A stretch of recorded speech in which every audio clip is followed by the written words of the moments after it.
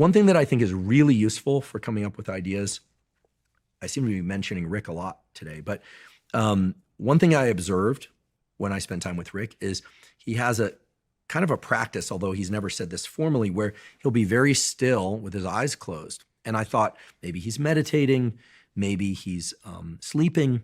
And it turns out he told me that his mind is very active in that time, even though his body is very still. Now, that sparked something in me because I have a guest, or had a guest on my podcast by the name of Karl Deisseroth. He's one of the luminaries in the field of neuroscience and one of the best bioengineers in the world. He's also a psychiatrist, a brilliant guy. And when he came on my podcast, he said that he has a practice every night after he puts his 5 kids to sleep. He's one of these hyper-productive people where he sits down and he makes himself stay as completely still as possible and forces himself to think in complete sentences.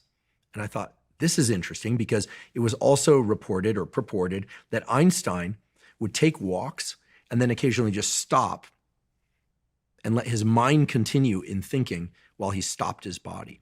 And when you start looking back through history of science, history of music, etc., you'll find that there are these hyper-creative, hyper-productive people that have a practice of making their body completely still and their mind very active. Not meditation, where you're trying to just focus on your breathing, but they're actually actively thinking while keeping their body very still. Now, I find that fascinating.